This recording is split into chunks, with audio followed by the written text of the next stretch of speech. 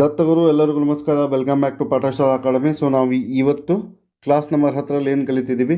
ಭಾರತ ಸಂವಿಧಾನದ ಮೂಲಭೂತ ಹಕ್ಕುಗಳ ಭಾಗ 2. ಇದು ಸಂವಿಧಾನದಲ್ಲಿ ಬರುವಂಥ 3ನೇ ಭಾಗದಲ್ಲಿ ಮೂಲಭೂತ ಹಕ್ಕುಗಳು 12ರಿಂದ 35ನೇ ವಿಧಿವರೆಗೂ ಅದ. ಸೊ ನಾವು 22 ವಿಧಿಗಳ ಮಟ್ಟ ನಿನ್ನೆ ಕ್ಲಾಸಲ್ಲಿ ಕಂಪ್ಲೀಟನ್ನು ಮಾಡಿದ್ದೀವಿ, ಹೋದ ಕ್ಲಾಸ್ನಲ್ಲಿ. ಈಗೇನು ಮಾಡತ್ತೀವಿ? ಸೊ ಕ್ಲಾಸ್ ಕಂಟಿನ್ಯೂ ಇನ್ನು 23ನೇ ವಿಧಿಯಿಂದ ನಾವು ಏನು ಮಾಡಬೇಕು? ಸ್ಟಾರ್ಟ್ ಮಾಡಬೇಕು. ಸೊ ಇನ್ನು 23-24 ವಿಧಿಗೆ ಏನಂತಾರೆ ಅಂತಂದ್ರೆ, ಸೊ ಇದನ್ನು 3 ಅಂತ ಕನ್ಸಿಡರ್ ಮಾಡೋಕೆ ಅಡ್ಡಿ ಇಲ್ಲ. ಶೋಷಣೆಯ ವಿರುದ್ಧದ ಹಕ್ಕು ಅಂತ ಕರೀತಾರೆ. ಏನೋ ಶೋಷಣೆಯ ವಿರುದ್ಧದ ಹಕ್ಕು. ಇದ್ರೊಳಗೆ ಆರ್ಟಿಕಲ್ 23 ಏನು ಹೇಳ್ತದ ನಮಗೆ? ಮಾನವ ದುರ್ವ್ಯವಹಾರ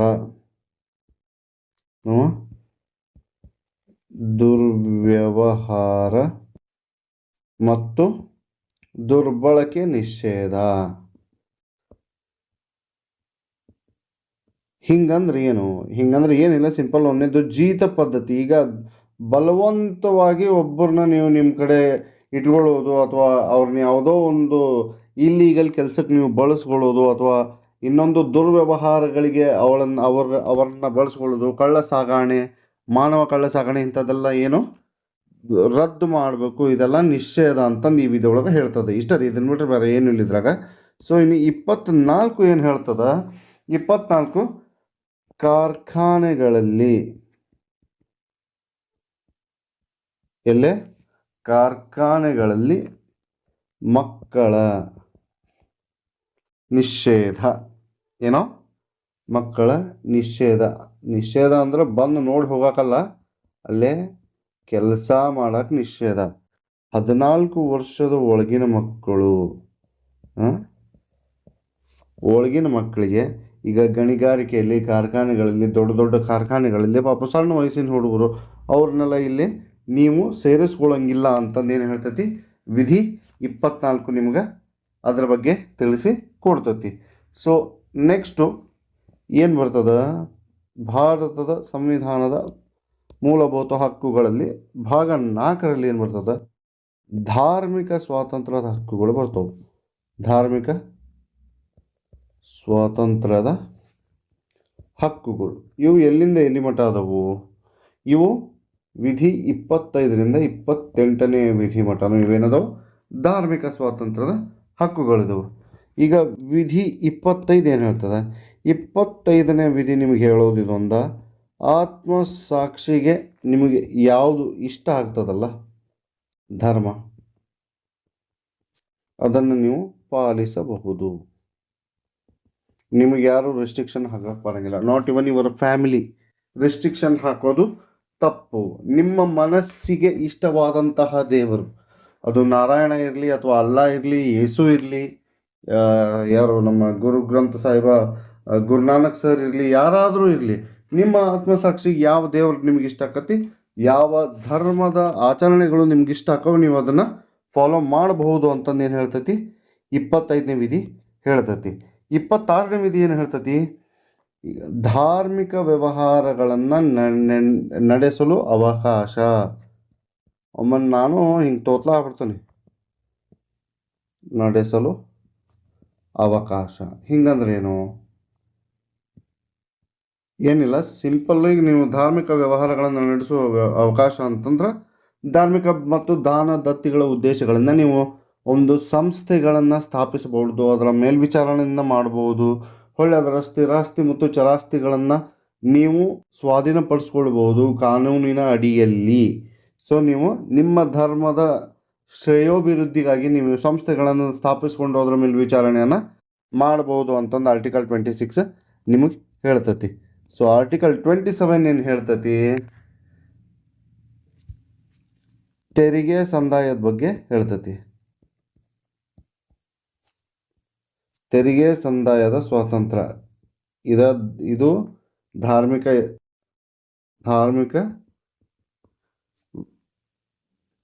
ಉನ್ನತಿಗಾಗಿ. ಹಿಂಗಂದ್ರೆ ಏನು? ಹಿಂಗಂದ್ರೆ ಏನಿಲ್ಲ, ಸಿಂಪಲಾಗಿ ಹೇಳ್ತಾನೆ. ಯಾವುದೇ ಒಂದು ಧರ್ಮದ ಪೋಷಣೆ ಅಥವಾ ರಕ್ಷಣೆ, ನಿರ್ವಹಣೆ ಅಥವಾ ಅದರ ಪ್ರಚಾರದ ಸಲುವಾಗಿ ನೀವು ಒಬ್ಬರಿಗೆ ದುಡ್ಡು ಕೊಡ್ರಿ ಅಥವಾ ಇದಿಷ್ಟು ಐತಿ ನೀವು ಇಷ್ಟು ಅಮೌಂಟ್ ಕೊಡಲೇಬೇಕು ಅಂತಂದು ಒಬ್ಬ ಪೌರರಿಗೆ ಅಥವಾ ಒಬ್ಬ ನಮ್ಮ ಪ್ರಜೆಗಳಿಗೆ ಬಲವಂತವನ್ನು ಪಡಿಸುವಂತಿಲ್ಲ. ಅವರು ಖುಷಿಯಿಂದ ಕೊಟ್ಟರು ನೀವು ಒಬ್ವಿಯಸ್ಲಿ ಖುಷಿಯಿಂದ ಇಸ್ಕೊಳ್ಳಿ. ಆದ್ರೆ ಅವ್ರು ಕೊಡಕ್ಕೆ ಇಷ್ಟ ಇರೋದಿಲ್ಲ, ನೀವು ಕೊಡಬೇಕು ಅಂತ ಅವ್ರು ಕುತ್ತಿಗೆ ಮೇಲೆ ಚಾಕು ಹಿಡ್ಕೊಂಡು ನಿಂದಿರೋದಲ್ಲ, ಅದು ಇಲ್ಲಿ ನಿಷಿದ್ಧ ಅಂತಂದು ಅವ್ರು ಏನು ಹೇಳ್ತಾರೆ 27ನೇ ವಿಧಿ ಒಳಗೆ ಹೇಳ್ತಾರೆ. ಇನ್ನು 28ನೇ ವಿಧಿ ಏನು ಹೇಳ್ತದ, ಇದನ್ನು ನಾವು ಧಾರ್ಮಿಕ ಬೋಧನಾ ಸ್ವಾತಂತ್ರ್ಯ ಅಂತ ಕರಿತೇವೆ. ಧಾರ್ಮಿಕ ಬೋಧನಾ ಸ್ವಾತಂತ್ರ್ಯ. ಧಾರ್ಮಿಕ ಬೋಧನಾ ಸ್ವಾತಂತ್ರ್ಯ ಅಂತಂದ್ರೆ ಏನು? ಈಗ ಫಾರ್ ಎಕ್ಸಾಂಪಲ್ ಸೆಂಟ್ರಲ್ಲು ಕೇಂದ್ರ ಮತ್ತು ರಾಜ್ಯ ಸರ್ಕಾರದ ಪೂರ್ಣ ಅನುದಾನದಡಿಯಲ್ಲಿ ಯಾವ ಶಿಕ್ಷಣ ಸಂಸ್ಥೆಗಳು ನಡೀತಿರ್ತಾವಲ್ಲ, ಅಲ್ಲಿ ಈಗ ಯಾರು ಕಲಿಯಕ್ಕೆ ಬಂದಿರ್ತಾರಲ್ಲ ಅವರ ಪೂರ್ವಾನುಮತಿ ಇಲ್ಲದೆ ನೀವು ಯಾವುದೇ ರೀತಿಯಾದಂಥ ಧಾರ್ಮಿಕವಾದಂತಹ ಬೋಧನೆಗಳನ್ನು ನೀವು ಮಾಡುವಂತಿಲ್ಲ. ಅವರ ಪೂರ್ವಾನುಮತಿ ಕಡ್ಡಾಯವಾಗಿರ್ತತಿ. ಯಾರು ಅಲ್ಲಿ ಕಲಿಯಕ್ಕೆ ಬಂದಿರ್ತಾರೋ ಅವರಿಗೆ ಹಿಂಗೆ ನಾವು ಕಲಿಸ್ತೇವಪ್ಪ, ಕಲಿತೀಯನ, ಹಿಂಗೆ ನಮ್ಮ ಕಡೆ ಐತಿ, ಅವ ಹ್ಞೂ ಅಂದ್ರೆ ಅಷ್ಟ ನೀವು ಕಲಿಸ್ಬೇಕು, ಅವ ಒಲ್ಯ ಅಂತಂದ ಅವ ನೀವು ಕಲ್ಸಂಗಿಲ್ಲ. ಇದು ಧಾರ್ಮಿಕ ಬೋಧನಾ ಸ್ವಾತಂತ್ರ್ಯ. ಇದು ಕೇಂದ್ರ ಮತ್ತು ರಾಜ್ಯ ಸರ್ಕಾರಗಳ ಪೂರ್ಣ ಅನುದಾನದಡಿಯಲ್ಲಿ ಇರುವಂತಹ ಶೈಕ್ಷಣಿಕ ಸಂಸ್ಥೆಗಳು. ಇನ್ನು ಪ್ರೈವೇಟ್ನವ್ರದ್ದು ಇದರಿಂದ ಎಕ್ಸ್ಕ್ಲೂಡ್ ಆಕತಿ. ಈಗ ಪ್ರೈವೇಟ್ನವ್ರಿಗೆ ಏನಾಗಿರ್ತದ, ಅವರು ಪೂರ್ವಾನುಮತಿ ಅವ್ರು ಆಲ್ರೆಡಿ ಮೊದಲೇ ಹೇಳಿಬಿಟ್ಟಿರ್ತಾರೆ ನಾವು ಇದನ್ನ ಕಲಿಸ್ತೀವಿ ಇದನ್ನಿಲ್ಲ ಅಂತಂದು. ಪ್ರೈವೇಟ್ ಅಂದರೆ ಈಗ ಧಾರ್ಮಿಕ ಸಂಸ್ಥೆಗಳಲ್ಲಿ ಫಾರ್ ಎಕ್ಸಾಂಪಲ್ ನಾವು ಯಾವುದೋ ಒಂದು ಸಂಸ್ಕೃತ ಪಾಠಶಾಲೆಗೆ ಹೋದ್ರೆ ನಮಗೆ ಅಲ್ಲಿ ಪೂರ್ವಾನುಮತಿ ಬೇಕಾಗಿಲ್ಲ, ಯಾಕಂದ್ರೆ ನಾನು ಅದನ್ನು ಕಲಿಬೇಕಂತ ಹೊಂಟೇನಿ. ಈ ಕೆಲವೊಂದಿಷ್ಟು ಜನ ಮದರ್ಸಾ ಒಳಗೆ ಅವ್ರು ಅದನ್ನು ಕಲಿಬೇಕಂತ ಹೊಂಟಾರ, ಕೆಲವೊಂದಿಷ್ಟು ಜನ ಚರ್ಚಿಗೆ ಹೋಗ್ತಾರ, ಸೊ ಅವ್ರು ಅದನ್ನು ಕಲಿಬೇಕಂತ ಹೊಂಟಾರ. ಹಾಗಾಗಿ ಅಲ್ಲಿ ಇದರ ಅವಶ್ಯಕತೆ ಇಲ್ಲ, ಅಲ್ಲಿಂದ ಇದನ್ನ ಫ್ರೀಸ್ ಮಾಡ್ಯಾರ. ಬಟ್ ಸೆಂಟ್ರಲ್ ಆ್ಯಂಡ್ ಸ್ಟೇಟ್ ಏನು ಅಲ್ಲಿ ಅವರ ಅನುದಾನದಿಂದಲೇ ಪೂರ್ಣಷ್ಟಾಗಿ owned and managed by the government ಇತ್ತಂದ್ರೆ ಅಲ್ಲಿ ಪೂರ್ವಾನುಮತಿ ಕಡ್ಡಾಯ. ಇದಿಷ್ಟು ಧಾರ್ಮಿಕ ಸ್ವಾತಂತ್ರ್ಯಗಳು ನಮ್ಮ ಸಂವಿಧಾನ ಕೊಟ್ಟಿದ್ದು. ಇನ್ನು 5th ಒನ್ ಏನು ಬರ್ತದ, ಸಾಂಸ್ಕೃತಿಕ. ಯಾವುದು? ಸಾಂಸ್ಕೃತಿಕ ಮತ್ತು ಶೈಕ್ಷಣಿಕ ಹಕ್ಕುಗಳು ಅಂತ ಬರ್ತದೆ. ಎಷ್ಟಿವು? 29 ಮತ್ತು 30ನೇ ವಿಧಿಯಲ್ಲಿ ಬರ್ತದೆ. 29 ಏನು ಹೇಳ್ತದೆ, ಅಲ್ಪಸಂಖ್ಯಾತರ ಹಿತಾಸಕ್ತಿ ರಕ್ಷಣೆ. ಈಗ ಭಾರತದ ಯಾವುದೇ ಭಾಗದಲ್ಲಾಗಲಿ ಯಾವುದೇ ವರ್ಗದ ಪೌರರಾಗಲಿ ಅಥವಾ ಪ್ರಜೆಗಳಾಗಲಿ ಈಗ ಅವರದೇ ಆದಂಥ ವಿಭಿನ್ನವಾದಂಥ ಭಾಷೆ, ಲಿಪಿ ಮತ್ತು ಸಂಸ್ಕೃತಿಯನ್ನು ಅವರು ಹೊಂದಿರ್ತಾರೆ. ಆ ಸಂಸ್ಕೃತಿಯನ್ನು ರಕ್ಷಣೆ ಮಾಡುವ ಹಕ್ಕು ಸಂವಿಧಾನದ್ದು. ಸೊ ಅದನ್ನು ನಾವು ಅವರ ಸಂಸ್ಕೃತಿ, ಅವರ ಆಚಾರ ವಿಚಾರಗಳು, ಅವರ ಲಿಪಿ, ಅವರ ಭಾಷೆ, ಹೀಗೆ ಈಗ ಫಾರ್ ಎಕ್ಸಾಂಪಲ್ ನಮ್ಮ ಉತ್ತರ ಕರ್ನಾಟಕದ ಸ್ಲ್ಯಾಂಗ ಚೇಂಜ್ ಆಗ್ತೈತೆ ರೀ, ಹೌದಾ?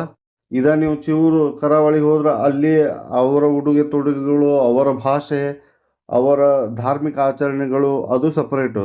ಮೈಸೂರು ಕರ್ನಾಟಕದ ಭಾಗ ಸಪ್ರೇಟು, ಇತ್ತ ಬೆಂಗಳೂರು ಕಡೆ ಹೋದ್ರೆ ಸಪ್ರೇಟು. ಸೊ ಹೀಗಾಗಿ ಇದೇ ರೀತಿ ಅಲ್ಪಸಂಖ್ಯಾತರದ್ದೇನದಲ್ಲ ಅವರ ಸಂಸ್ಕೃತಿ, ಅವರ ಆ ಭಾಷೆಗಳು, ಲಿಪಿಗಳು, ಅವರ ಆಚರಣೆಗಳನ್ನು ರಕ್ಷಣೆ ಮಾಡೋದನ್ನು 29ನೇ ವಿಧಿ ಒಳಗೆ ಕೊಟ್ಟಾರ. ಸೊ ಇನ್ನು 30ನೇ ವಿಧಿ ಏನು ಹೇಳ್ತದ ನಮಗೆ? 30ನೇ ವಿಧಿ ಶೈಕ್ಷಣಿಕ ಸಂಸ್ಥೆಗಳು. ಯಾವುವು? ಶೈಕ್ಷಣಿಕ ಸಂಸ್ಥೆಗಳನ್ನು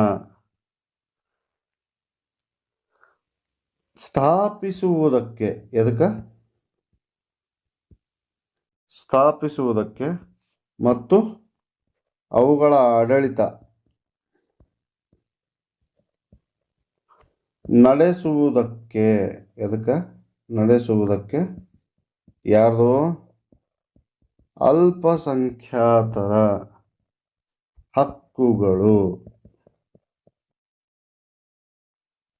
ಈ ವಿಧಿ ನಮಗೇನು ಹೇಳ್ತತೆ ಅಂತ, ಶೈಕ್ಷಣಿಕ ಸಂಸ್ಥೆಗಳನ್ನು ಅಲ್ಪಸಂಖ್ಯಾತರು ತಾವ ನೋಡಿಕೊಂಡು ಸ್ಥಾಪಿಸಿಕೊಂಡು ಅದನ್ನು ನಿರ್ವಹಣೆಯನ್ನು ಮಾಡಿಕೊಂಡು ಹೋಗಬಹುದು. ರಾಜ್ಯಗಳು ಏನು ಇವರು ಈಗ ಅಲ್ಪಸಂಖ್ಯಾತರ ಸಂಸ್ಥೆಗಳು ಅಂತಂದು ಅದರ ಮೇಲೆ ಅವರು ತಾರತಮ್ಯ ಮಾಡುವಂತಿಲ್ಲ ಅಂತಂದು ಏನು ಮಾಡ್ತಾರೆ, ಕ್ಲಿಯರಾಗಿ ಇದ್ರೊಳಗೆ ಇನ್ಸ್ಟ್ರಕ್ಷನ್ಸ್ ಅಂತನ ಕೊಟ್ಟಿರ್ತಾರೆ. ನಿಮಗೆ ಇನ್ನೊಂದು ಇದು ಏನೈತಲ್ಲ ಫಸ್ಟ್ ಒನ್, ಇದು ಅಲ್ಪಸಂಖ್ಯಾತರು ಪ್ಲಸ್ ಬಹುಸಂಖ್ಯಾತರು ಇಬ್ಬರಿಗೂ ಅನ್ವಯಿಸ್ತೈತಿ ಆರ್ಟಿಕಲ್ 29. ಬಟ್ ಇದೇನದ ಆರ್ಟಿಕಲ್ 30 ಇದು ಓನ್ಲಿ ಫಾರ್ ಅಲ್ಪಸಂಖ್ಯಾತರಿಗೆ ಮಾತ್ರ ಅನ್ವಯ ಆಕೈತಿ. ಸೊ ಇನ್ನು ಏನೋ ಬರೋದು 31, ಆ್ಯಕ್ಚುಲಿ ಇದು ಇಲ್ಲೇ ಇತ್ತು, ಎಲ್ಲೇ 21ರಿಂದ 30 ಆದಮೇಲೆ ನೆಕ್ಸ್ಟ್ ಇದನ್ನ ಸಪ್ರೇಟಾಗಿ ಕೊಟ್ಟಿದ್ರು ಅವರು, ಆಸ್ತಿ ಹಕ್ಕು ಅಂತಂದು. ಆಸ್ತಿ ಹಕ್ಕನ್ನು ಈಗ ಸದ್ಯ ಏನು ಮಾಡ್ಯಾರ, ಇಲ್ಲಿಂದ ತೆಗೆದು 300A ಕಾನೂನಾತ್ಮಕ ಹಕ್ಕಾಗಿ ಏನು ಮಾಡ್ಯಾರ ಅಲ್ಲಿ ಸೇರಿಸ್ಯಾರ. ಸೊ ಹಂಗಾಗಿ ನೀವು ಇದನ್ನು ಕಲಿಯಂಗಿಲ್ಲ. ಇನ್ನು ಬರೋದು ಇಂಪಾರ್ಟೆಂಟ್ ಯಾವುದು, ಸಂವಿಧಾನಾತ್ಮಕ ಅಂತಂದ್ರೂ ಅಡ್ಡಿ ಇಲ್ಲ. ನಮ್ದು ಕನ್ನಡ ದೇವಿ ನೀನ ಕಾಪಾಡ್ಬೇಕು. ಸಂವಿಧಾನಾತ್ಮಕ ಪರಿಹಾರದ ಹಕ್ಕುಗಳು ಇವು ಎಲ್ಲಿಂದ ಎಲ್ಲಿ ಮಠ, 32ರಿಂದ 35 ಮಠ ಸಂವಿಧಾನಾತ್ಮಕ ಪರಿಹಾರದ ಹಕ್ಕುಗಳು ಅದವು. ಹೌದಾ? ಈಗ ಆರ್ಟಿಕಲ್ 32 ಏನು ಹೇಳ್ತೈತಿ, ಇದನ್ನು ನಾವು ಸಿಂಪಲ್ ಆಗಿ ಹಕ್ಕುಗಳ ಜಾರಿಗೆ ಬರಬೇಕಲ್ಲ, ಪರಿಹಾರೋಪಾಯಗಳು ಅಂತ ಕರೆದ್ರು ಅಡ್ಡಿಲ್ಲ. ಇನ್ ಶಾರ್ಟ್ ಆ್ಯಂಡ್ ಸ್ವೀಟಾಗಿ ರಿಟ್ ಅಂದ್ಬಿಟ್ಲೆ ನಿಮ್ಗೆ ಆಬ್ವಿಯಸ್ಲಿ ಗೊತ್ತಾಗ್ಬಿಡ್ತೈತಿ ಯಾವ್ಯಾವುದು. 1 2 3 4 5 ರಿಟ್ಗಳದವು. ಹೌದಾ? 1 by 1 ರಿಟ್ಗಳನ್ನು ನೋಡ್ಕೊತ ಬರೋದಕ್ಕಿಂತ ಮುಂಚೆ 32ನೇ ವಿಧಿ ಇದೇನೈತಲ್ಲ, ಇದನ್ನು ಸುಪ್ರೀಂ ಕೋರ್ಟ್ ಏನಂತ ಕರಿತೈತಿ, ಸಂವಿಧಾನದ ಮೂಲ ಸಂರಚನೆ ಅಂತ ಕರಿತೈತಿ. ಸಂವಿಧಾನದ ಮೂಲ ಸಂರಚನೆ. ನಿಮಗೆ ಇನ್ನೊಂದು ಇಂಪಾರ್ಟೆಂಟ್ ಏನು, ಆರ್ಟಿಕಲ್ 32 ಅಂಡರ್ ಡೈರೆಕ್ಟ್ ನೀವು ಇಲ್ಲಿ ಆಗಿರುವಂತಹ ತೊಂದರೆಗಳಿಗೆ ಡೈರೆಕ್ಟ್ ನೀವು ಸುಪ್ರೀಂ ಕೋರ್ಟಿಗೆ ಹೋಗಿ ದಾವೆಯನ್ನು ಹಾಕಬಹುದಾದಂಥ ಪವರನ್ನು ಸಂವಿಧಾನ ನಿಮ್ಗೆ ಕೊಟ್ಟೈತಿ. ಸೊ ಆಜ್ಞೆಗಳು ಯಾವ್ಯಾವು, ರಿಟ್ ಅಂದ್ರೆ ಆಜ್ಞೆ ಯಾವ್ಯಾವು, 1 by 1 ನಾವೇನು ಮಾಡೋಣ ನೋಡ್ಕೊತ ಬರೋಣ. ಸೊ ಫಸ್ಟ್ ಒನ್ ಏನು, ಹೆಬಿಯಸ್ ಕಾರ್ಪಸ್ ಅಂತ ಕರೀತಾರೆ. ಇದನ್ನ ಹೆಬಿಯಸ್ ಕಾರ್ಪಸ್ ಅಥವಾ ಬಂಧಿ ಪ್ರತ್ಯಕ್ಷೀಕರಣ. ಇದನ್ನೊಂದು ಸ್ವಲ್ಪ ಇವನು ಒಳಗಿಸ್ತಾನೆ ರೀ, ಆಮೇಲೆ ನೋಡೋಣ. ಬಂಧಿ ಪ್ರತ್ಯಕ್ಷೀಕರಣ ಅಂತ ಅಂದ್ರೆ ಯಾರನ್ನೋ ಒಬ್ಬರನ್ನ ಈಗ ಪೊಲೀಸ್ ಆಫೀಸರ್ ಅರೆಸ್ಟ್ ಮಾಡ್ತಾರೆ. ಸೊ ಅವನ್ನ ಅರೆಸ್ಟ್ ಮಾಡಿ 24 ಗಂಟೆ ಒಳಗೆ ಹತ್ತಿರದ ಕೋರ್ಟು ಅಥವಾ ನಮ್ಮ ಜಡ್ಜ್ ಸರ್ ಇದ್ರಿಗೆ ಹೋಗಿ ಅವ್ರನ್ನ ಪ್ರತ್ಯಕ್ಷವಾಗಿ ತೋರಿಸ್ಬೇಕು. ಇದನ್ನು ಏನಂತ ಕರೀತಾರೆ, ಹೆಬಿಯಸ್ ಕಾರ್ಪಸ್ ಅಂತಂದು ಹೇಳಿ ಅವರು ಕರೀತಾರೆ. ಸೊ ನೆಕ್ಸ್ಟ್ ಒನ್ ಏನು, ನೆಕ್ಸ್ಟ್ ಪೇಜಿಗೆ ಇಲ್ಲೇ ಬರ್ನು, ಇಲ್ಲ ಇಲ್ಲಿ ಜಾಗ ಐತಿ.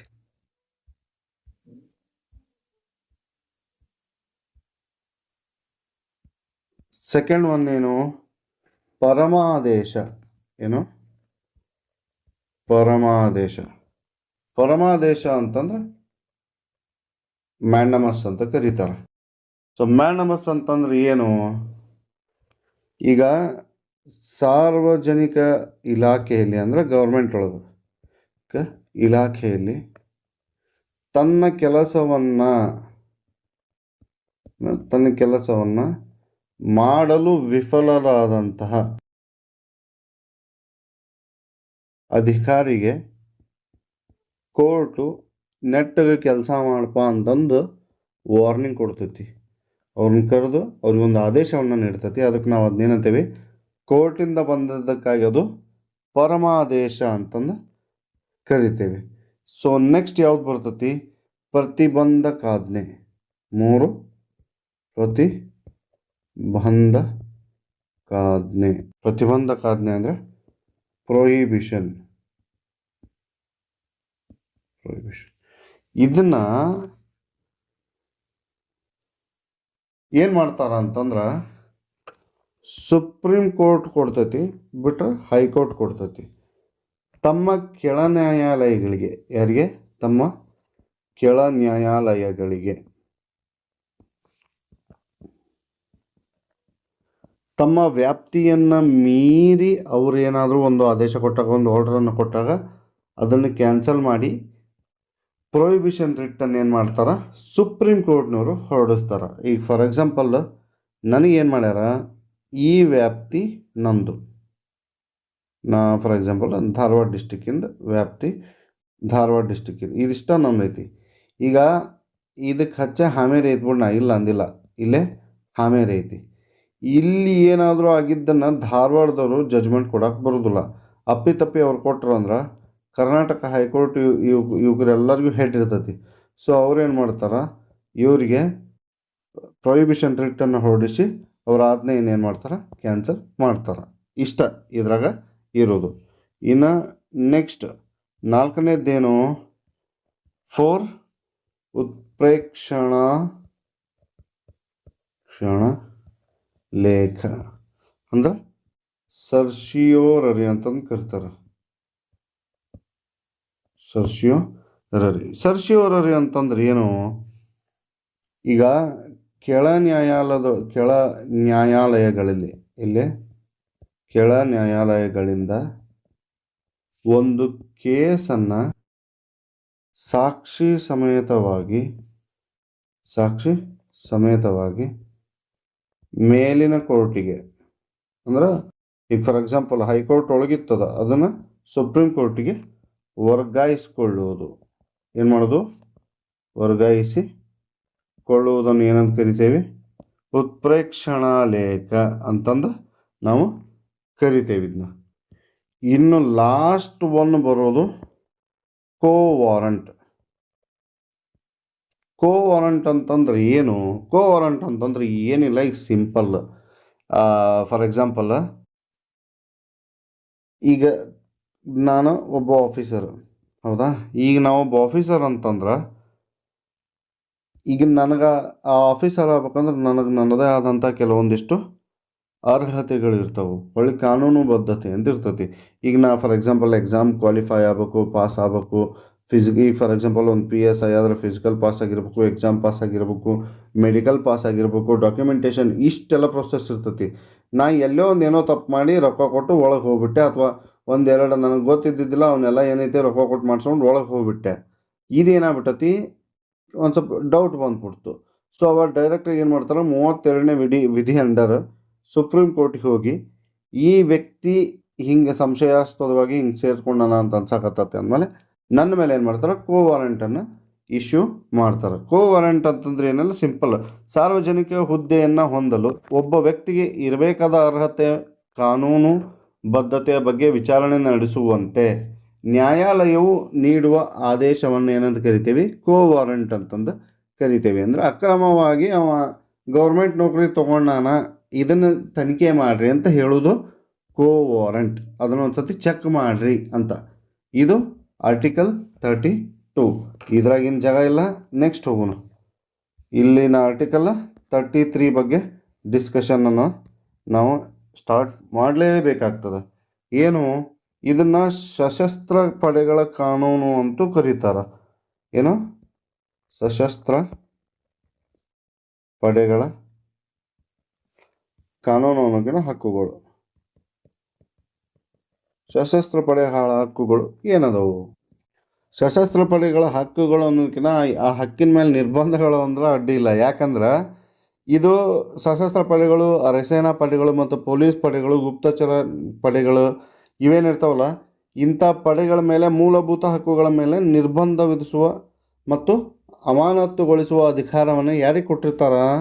ಸಂಸತ್ತಿಗೆ ಕೊಟ್ಟಿರ್ತಾರೆ. ಸೊ ಸಂಸತ್ತಿಗೆ ಈ 33 ಆರ್ಟಿಕಲ್ ಮೇಲೆ ಫುಲ್ ಪವರ್ ಇರ್ತೈತಿ.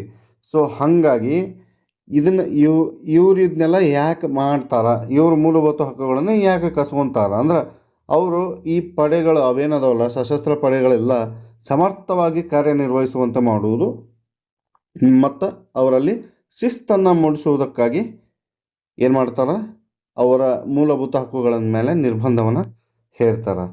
ಇನ್ನೊಂದು, ಈ 33ನೇ ವಿಧಿಯನ್ವಯ ಕೇವಲ ಸಂಸತ್ತು, ಕೇಂದ್ರ ಸಂಸತ್ತು, ರಾಜ್ಯ ಏನು ಇದ್ರ ಮೇಲೆ ಆ್ಯಕ್ಷನ್ನು ಅಥವಾ ಕಾನೂನನ್ನು ಮಾಡಲಿಕ್ಕೆ ಸಾಧ್ಯ ಇಲ್ಲ. ಕೇವಲ ಕೇಂದ್ರದ ಸಂಸತ್ತು ಮಾತ್ರ ಇದ್ರ ಮೇಲೆ ಏನು ಮಾಡಬಹುದು, ಇದು ಹಕ್ಕಲ್ರಿ, ನನಗೂ ಲಕ್ಷ್ಯ ಇರ್ತಲ್ಲೋ ಮರೆಯ ಏನದ ಕಾನೂನನ್ನು ರೂಪಿಸಬಹುದು. ರಾಜ್ಯ ಸರ್ಕಾರಕ್ಕೆ ಈ ಅಧಿಕಾರಗಳು ಇಲ್ಲ. ಇನ್ನು 34ನೇ ವಿಧಿ ಏನು, ಲಷ್ಕರಿ ಕಾನೂನು ಅಂತಲೂ ಕರೀತಾರೆ ಇದಕ್ಕೆ, or you can call it as a martial ಕಾನೂನು ಅಂತ ಕರೀತಾರೆ. ಏನೋ ಮಾರ್ಷಲ್ ಕಾನೂನು, ಅವ್ರ ಜೋಡಿ ಮೂಲಭೂತ ಹಕ್ಕುಗಳು ಹೆಂಗಿರ್ತಾವೆ. ಮೂಲಭೂತ ಹಕ್ಕು ಈಗ ಮಾರ್ಷಲ್ ಕಾನೂನು ಅಂತಂದ್ರೇನು, ಕೆಲವೊಮ್ಮೆ ಯಾವುದೋ ಒಂದು ಕಡೆ ಲಪಡ ಆಗಿರ್ತೈತಿ, ಇಲ್ಲ ಗದ್ದಲಾಗಿರ್ತೈತಿ ಒಂದು ಪ್ರದೇಶದಾಗ. ಸೊ ಅಲ್ಲಿ act according to article 34 martial ಕಾನೂನು ತಂದ್ರಂದ್ರೆ ಅಲ್ಲಿ ಏನು ಮಾಡ್ತಾರೆ, ಈ 34ನೇ ವಿಧಿ ಅನ್ವಯ ಮೂಲಭೂತ ಹಕ್ಕುಗಳನ್ನೆಲ್ಲ ಅಮಾನತುಗೊಳಿಸ್ತಾರೆ. ಏನು ಮಾಡ್ತಾರೆ, ಮೂಲಭೂತ ಹಕ್ಕುಗಳನ್ನು ಅಮಾನತುಗೊಳಿಸ್ತಾರೆ. ಹೊಳ್ಳಿ ಯಾಕಂದು ಮಾಡ್ತಾರೆ, ಶಾಂತಿ ಮತ್ತು ಸುವ್ಯವಸ್ಥೆಯನ್ನು ಕಾಪಾಡಲು ಮಾಡ್ತಾರೆ. ಇದು ಕೇವಲ ಸಾರ್ವಜನಿಕ ವಲಯದಲ್ಲಿ ಕೆಲಸ ಮಾಡೋರಿಗೆ ಅಷ್ಟೇ ಅಲ್ಲ, ಆ ಪ್ರದೇಶದಾಗಿರುವಂಥ ಪ್ರತಿಯೊಬ್ಬ ವ್ಯಕ್ತಿಯ ಮೇಲೆ ಇವರು ಕ್ರಮವನ್ನು ತೆಗೆದುಕೊಳ್ಳಬಹುದು. ಆ ಪ್ರದೇಶಕ್ಕೆ ಜಾರಿಯಾಗುವಂಗೆ ಅವರು ಕಾನೂನನ್ನು ಮಾಡಬಹುದು, ಅವ್ರಿಗೆ ಶಿಕ್ಷೆಯನ್ನು ನೀಡಬಹುದು, ಮುಟ್ಟುಗೋಲು ಹಾಕ್ಕೋಬಹುದು, ದುನಿಯಾ ಮಾಡಬಹುದು. ಸಂಸತ್ತು ಅದಕ್ಕೆ ಮಾನ್ಯತೆಯನ್ನು ನೀಡ್ತತಿ. ಮೂಲಭೂತ ಹಕ್ಕುಗಳ ಉಲ್ಲಂಘನೆ ಆಗೈತಿ ಅಂತಂದು ನೀವು ಅದನ್ನ ನ್ಯಾಯಾಲಯದಲ್ಲಿ ಪ್ರಶ್ನಿಸುವಂತಿಲ್ಲ. ಇದಕ್ಕೆ ಏನಂತಾರ, ದಿ ಆ್ಯಕ್ಟ್ ಆಫ್ ಇಂಡೆಮ್ನಿಟಿ ಅಂತ ಕರೀತಾರೆ. ಏನಿದು, ದಿ ಆ್ಯಕ್ಟ್ ಆಫ್ ಇಂಡೆಮ್ನಿಟಿ. ಇದರ ಅಂಡರ್ ನೀವು ಏನೂ ಮಾಡ್ಕೊಳಕ್ಕಾಗುವುದಿಲ್ಲ. ಮಾರ್ಷಲ್ ಕಾನೂನು ಜಾರಿಯಲ್ಲಿದ್ದಾಗ ನ್ಯಾಯಾಲಯಗಳು ಕೂಡ ಅದನ್ನು ತಡೆಯೋಕ್ಕೆ ಸಾಧ್ಯ ಇಲ್ಲ. ಇನ್ನು ನಮ್ಮ ಲಾಸ್ಟ್ 35ನೇ ವಿಧಿ ಏನು, ಕೆಲವು ಮೂಲಭೂತ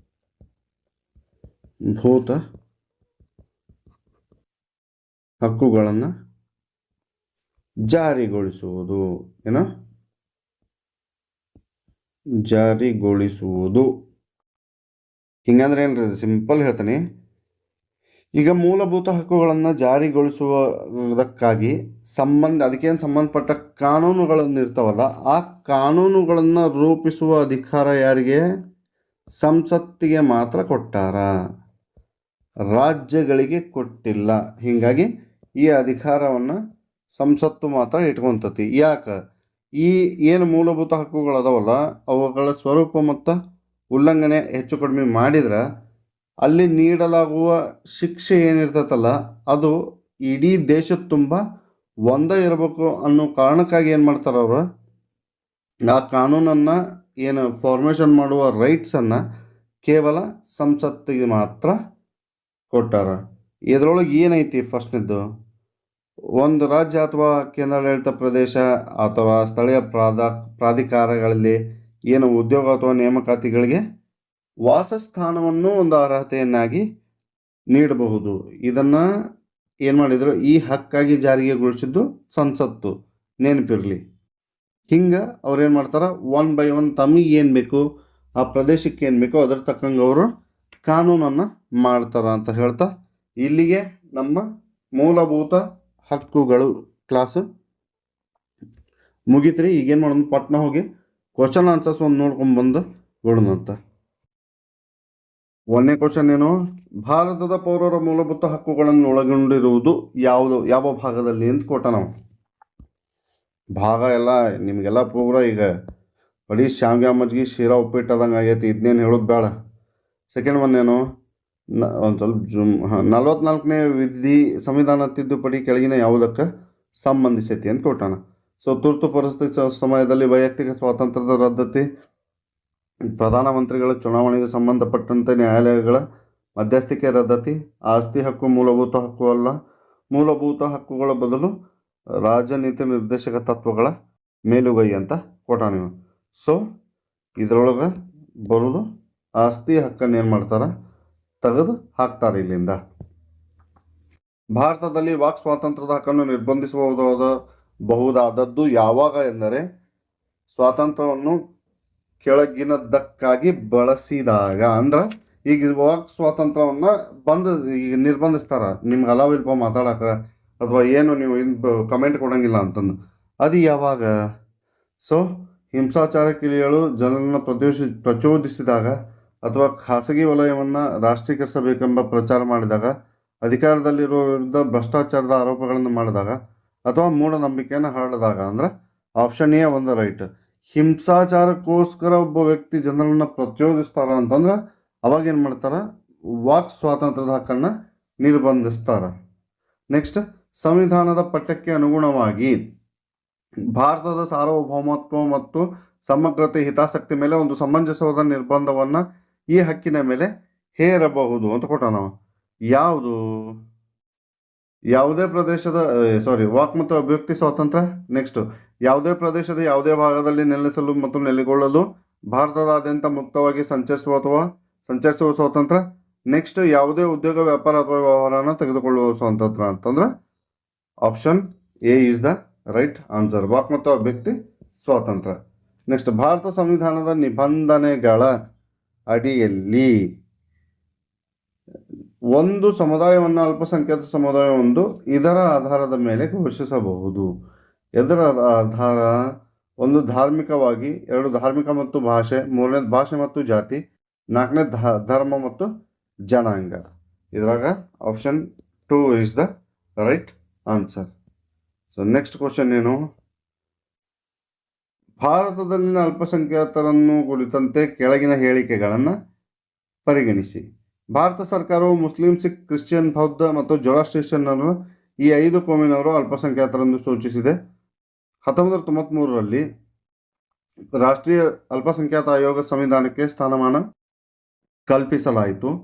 ಆಪ್ಷನ್ ಸಿ, ಭಾರತದಲ್ಲಿ ಅತಿ ಸಣ್ಣ ಧಾರ್ಮಿಕ ಅಲ್ಪಸಂಖ್ಯಾತರ ಗುಂಪೆಂದರೆ ಜೊರಾಸ್ಟ್ರಿಯನ್ನರದ್ದು. ಆಪ್ಷನ್ ಡಿ, ಭಾರತ ಸಂವಿಧಾನವು ಧಾರ್ಮಿಕ ಹಾಗೂ ಭಾಷಾ ಅಲ್ಪಸಂಖ್ಯಾತರಿಗೆ ಮಾನ್ಯತೆ ನೀಡಿ ಸಂರಕ್ಷಿಸುತ್ತದೆ. ಇದರೊಳಗೆ ಯಾವುದು ಕರೆಕ್ಟು? ಆಪ್ಷನ್ ಎ, ಬಿ ಮತ್ತು ಸಿ, ಆಪ್ಷನ್ ಬಿ, ಎ ಮತ್ತು D, option C, A B B C D, option D, A B D. So ಇದಕ್ಕೆ ರೈಟ್ ಆನ್ಸರು 1 ಮತ್ತು 4 ಮಾತ್ರ. ಭಾರತ ಇದೊಂದು.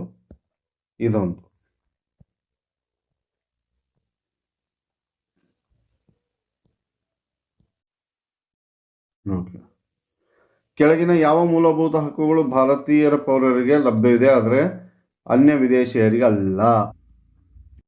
ಆಪ್ಷನ್ 1 ಏನು, ಕಾನೂನಿನ ಮುಂದೆ ಸಮಾನತೆ. ಆಪ್ಷನ್ 2, ವಾಕ್ ಮತ್ತು ಅಭಿವ್ಯಕ್ತಿ ಪಡಿಸುವ ಸ್ವಾತಂತ್ರ್ಯ. ಆಪ್ಷನ್ 3, ಅಲ್ಪಸಂಖ್ಯಾತರು ತಮ್ಮದೇ ಆದ ಭಾಷೆ ಮತ್ತು ಸಂಸ್ಕೃತಿಯನ್ನು ಸಂರಕ್ಷಿಸಿಕೊಳ್ಳುವುದು. ಆಪ್ಷನ್ 4, ಜೀವ ಮತ್ತು ಸ್ವಾತಂತ್ರ್ಯದ ರಕ್ಷಣೆ. So option 1, 1, 2, 4 correct. Option 2, 1, 2, 3 correct. Option 3, 2, 3, 4 correct. Option 4, 2 ಮತ್ತು 3 correct. And the right answer is 2 and 3. ಇವೇನದವಲ್ಲ, ಇವು ಎರಡನ್ನ ನಮಗೇನು ಮಾಡ್ಯಾರ, ನಮಗಷ್ಟೇ ಇವು ಅದಾವು, ಉಳ್ಕಿದು ನಮಗೆ ಸೇಮ್ ಅದಾವು.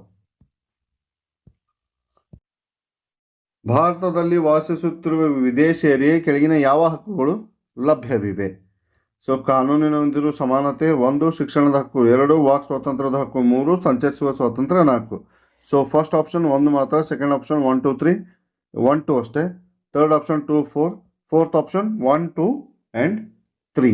ಸೊ ಇದರೊಳಗೆ ಏನು 1 ಮತ್ತು 2 ಅಷ್ಟೇ ಕರೆಕ್ಟ್. ಆಪ್ಷನ್ ಬಿ, ಕಾನೂನಿನ ಸಮಾನತೆ ಮತ್ತು ಶಿಕ್ಷಣದ ಹಕ್ಕು. ನೆಕ್ಸ್ಟ್ ಏನು 35, ಭಾರತ ಸಂವಿಧಾನದಲ್ಲಿ ಬಾಲಕಾರ್ಮಿಕವನ್ನು ನಿಷೇಧಿಸುವ ಕಾಯ್ದೆ ಯಾವುದು? ಈಗ ಜಸ್ಟ್ ಹೇಳೀನಿ ನಾನು ಅದನ್ನ ಹೇಳೋದು ಉಪಯೋಗ ಇಲ್ಲ. ನೆಕ್ಸ್ಟ್ ಬಾಲ ಕಾರ್ಮಿಕರಂದ್ರೆ ಯಾರು ಇದನ್ನು ಹೇಳೀನಿ, 14 ವರ್ಷದ ಒಳಗಿರೋರು.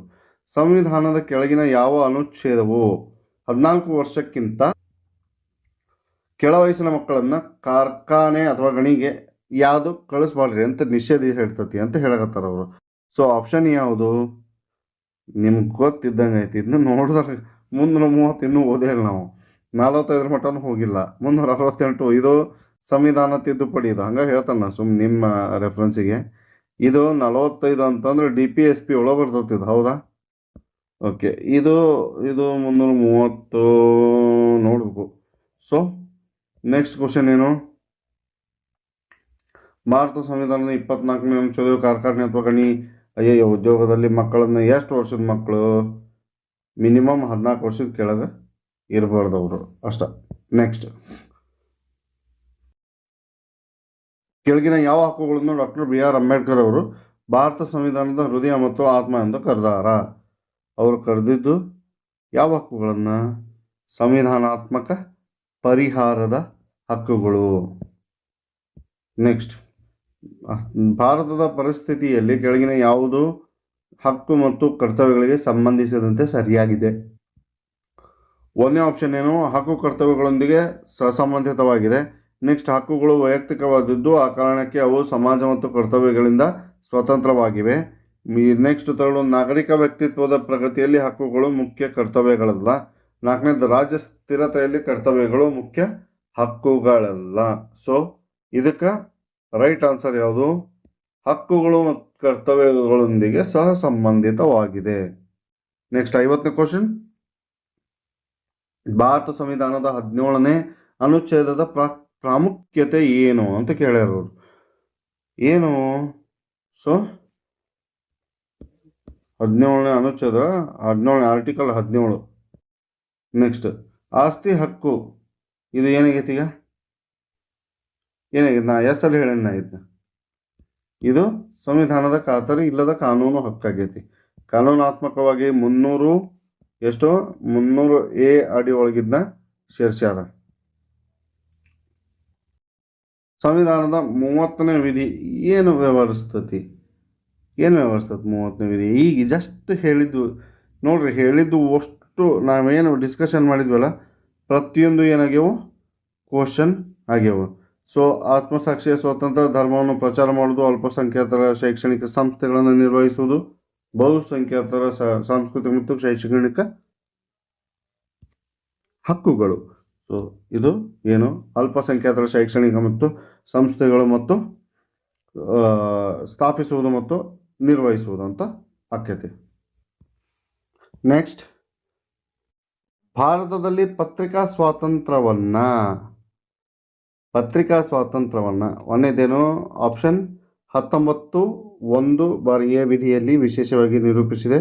19(1)(a) ವಿಧಿಯು ಕೊಟ್ಟಿರುವ ಅಭಿವ್ಯಕ್ತಿ ಸ್ವಾತಂತ್ರ್ಯದಲ್ಲಿ ಅಡಕವಾಗಿದೆ. ನೆಕ್ಸ್ಟ್, ಸಂವಿಧಾನದ 361(a) ವಿಧಿ ಅನ್ವಯ ಅದನ್ನು ಕೊಡಲಾಗಿದೆ. ನೆಕ್ಸ್ಟ್, ರಾಷ್ಟ್ರದಲ್ಲಿ ಕಾನೂನು ಅಧಿಪತ್ಯ ಕಾರ್ಯಾಚರಣೆಯಿಂದ ಅದು ಹುಟ್ಟಿದೆ. ಇದಕ್ಕೆ ಆನ್ಸರ್ ಏನು? ವಾಕ್ ಮತ್ತು ಅಭಿವ್ಯಕ್ತಿ ಸ್ವಾತಂತ್ರ್ಯ ಅಂತಂದ್ರೆ ಏನು? ಬೇರೆ ಏನು ಅಲ್ಲ, ಮತ್ತು ಮೀಡಿಯಾನ ಅದು. ಹಿಂಗಾಗಿ ಅದಕ್ಕೆ ಏನದು? ವಾಕ್ ಮತ್ತು ಅಭಿವ್ಯಕ್ತಿ ಸ್ವಾತಂತ್ರ್ಯ ಅಂದ್ರೆ ನಿಮಗಿನ ಹೆಚ್ಚಾಗಿ ನಿಮ್ಮ ಬಗ್ಗೆ ಯಾರಾದರೂ ಮಾತಾಡ್ತಾರ ಅಂದ್ರೆ ಅದು ಮೀಡಿಯಾ, ನೆನಪಿರ್ಲಿ. ಹಿಂಗಾಗಿ ಇದು ಅವರು ಸ್ವಾತಂತ್ರ್ಯ ಅಂತಂದು ಕರೀತಾರ.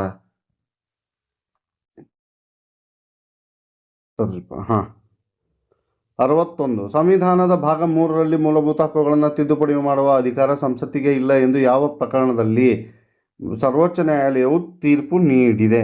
ನಾನು ಇವು ಕೆಲವೊಂದಿಷ್ಟು ಮೊಕದ್ದಮೆಗಳದವ್ರಿ, ಇವನ್ನೆಲ್ಲ ಈಗ ಹೇಳಂಗಿಲ್ಲ.